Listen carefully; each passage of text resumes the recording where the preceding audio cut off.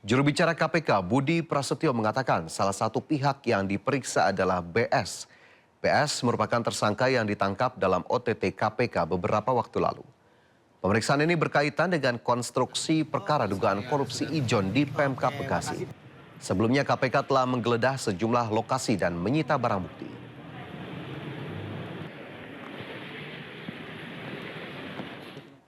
Komisi Pemberantasan Korupsi menerbitkan surat perintah penghentian penyidikan atau SP3 dalam kasus dugaan korupsi izin tambang di Konawe Utara, Sulawesi Tenggara. Tidak seperti kasus-kasus korupsi lain di mana KPK seringkali gigih dalam membongkar suatu kasus, kali ini KPK terlihat melemah. Bahkan KPK terlihat melempar bola pada Badan Pemeriksa Keuangan BPK terkait pemberian SP3 dalam kasus dugaan korupsi izin tambang di Konawe Utara, Sulawesi Tenggara yang melibatkan Aswad Sulaiman selaku Bupati Konawe Utara periode 2007-2009 dan 2011-2016. Juru bicara KPK Budi Prasetyo menganggap auditor BPK tidak bisa menghitung kerugian negara atas pengelolaan tambang terkait kasus ini. Hal ini pun dianggap menjadi salah satu kendala KPK dalam pasal yang disangkakan terkait kerugian negara, hingga tidak ditemukan kecukupan alat bukti berupa kerugian negara. Dalam perkara Konawe ini, auditor telah menyampaikan bahwa tidak bisa melakukan penghitungan kerugian negara. Karena atas pengelolaan tambang tersebut disampaikan bahwa berdasarkan Undang-Undang 17/2003 tidak masuk dalam ranah keuangan negara. Sehingga atas hasil tambang yang diperoleh dengan cara yang diduga menyimpang tersebut juga tidak bisa dilakukan penghitungan kerugian keuangan negaranya oleh auditor. Sehingga hal ini mengakibatkan ketidakterpenuhinya kecukupan alat bukti dalam penyidikan perkara ini, khususnya untuk pasal 2, pasal 3. Selain itu untuk pasal suapnya ini juga terkendala karena daluarsa perkara.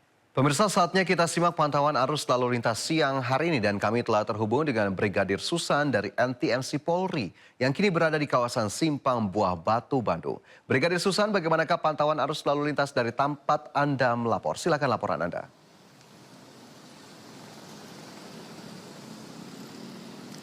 Baik, terima kasih Fajar dan selamat siang pemirsa. Kami informasikan kondisi lalu lintas jelang akhir tahun. Dan pada siang hari ini tepatnya di kawasan Simpang Buah Batu, Bandung, Jawa Barat. Pemirsa, kondisi lalu lintas tepat di belakang saya pada siang hari ini dapat kami informasikan bahwa memang peningkatan volume kendaraan sudah mulai terjadi di kawasan ini. Baik dari arah exit tol Buah Batu yang akan keluar menuju ke arah kanan, yakni akan menuju ke arah Kiara Condong, maupun Cilenyi, Cibiru. Pada siang hari ini peningkatan volume kendaraan terjadi dengan adanya antrian pada traffic light di kawasan ini berkisar 100 meter di belakang traffic light dan memang didominasi oleh kendaraan-kendaraan berat yang melintas masuk ke dalam kota Bandung sendiri. Dan kemudian kondisi lalu lintas yang akan lurus menuju masuk ke arah kota Bandung pada siang hari ini juga cukup ramai dan kendaraan-kendaraan yang melintas kawasan ini banyak juga kendaraan-kendaraan dengan plat luar kota Bandung, yakni kendaraan roda 4 yang sudah mulai melintas kawasan ini. Dan kami menghimbau bagi Anda yang akan menghabiskan waktu di kota Bandung untuk menghabiskan malam tahun baru maupun wisata atau kuliner di kota Bandung untuk selalu berhati-hati dan selalu kurangi laju kecepatan kendaraan Anda ketika melintas kawasan ini, dikarenakan memang kawasan ini cukup ramai dengan aktivitas masyarakat seperti para pejalan kaki, para pedagang dan juga angkutan umum yang memarkirkan kendaraan atau berhenti di median jalan yang perlu Anda antisipasi ketika Anda melintas kawasan ini.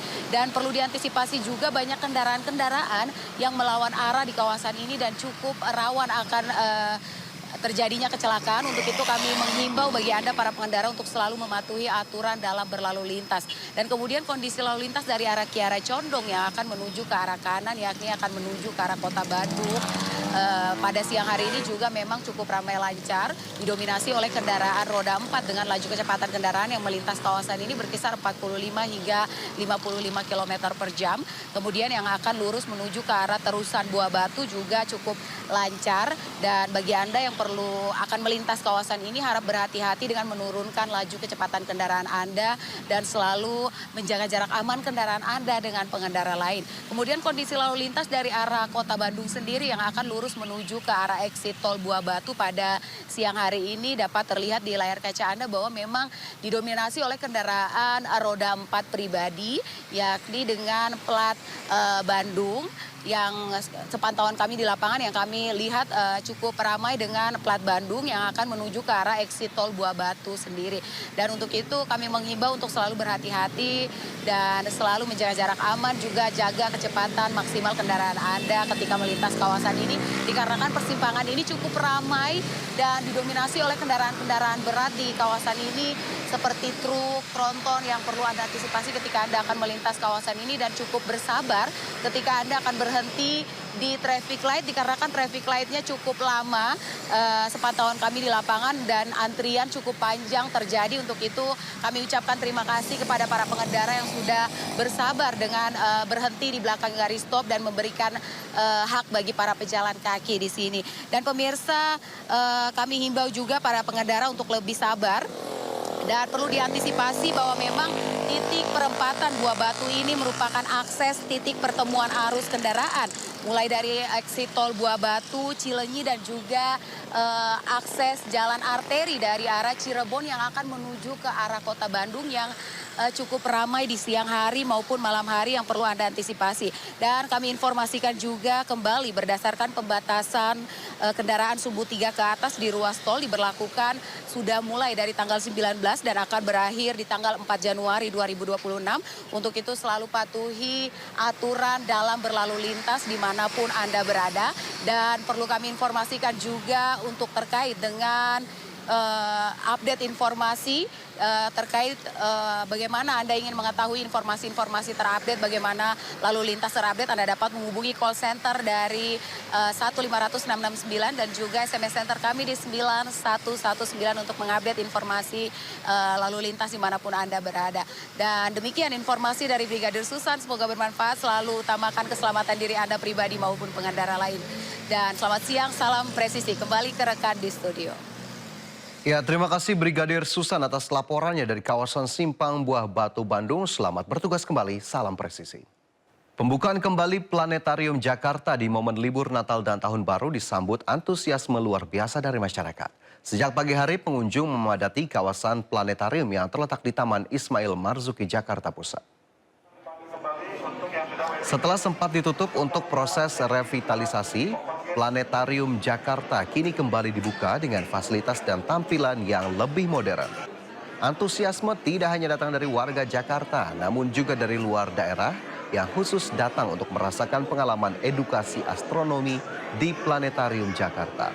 Selama libur Nataru, Planetarium menyajikan berbagai pertunjukan edukatif mengenai antariksa, pergerakan benda langit hingga pengetahuan dasar astronomi yang dapat dinikmati oleh anak-anak maupun orang dewasa. Sama nanti terakhir di jam 4.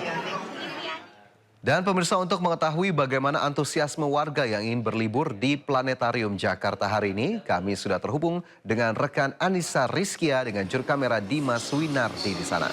Anissa, bagaimanakah situasi terkini keramaian di Planetarium pada waktu libur Nataru?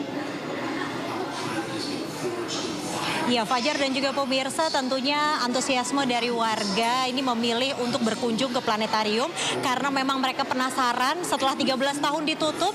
Ini adalah penampakan dari warga yang menantikan di sesi ketiga karena saat ini sesi kedua sedang berlangsung, yang mana warga di sini belum mendapatkan tiket. Mereka menantikan pembelian tiket secara on the spot.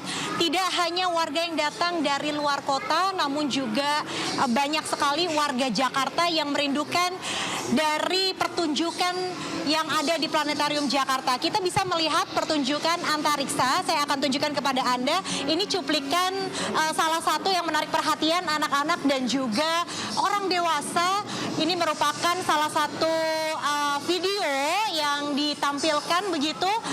Ada banyak sekali pertunjukan ataupun video-video tayangan antariksa, kemudian tata surya yang disajikan sebagai sarana edukasi, rekreasi bagi warga yang datang berkunjung ke Planetarium Jakarta. Nah, saya akan coba berbincang nih dengan Ibu Anya Aprilia selaku pengelola di sini. Ibu melihat animo masyarakat begitu luar biasa siang hari ini, bagaimana antisipasi yang dilakukan?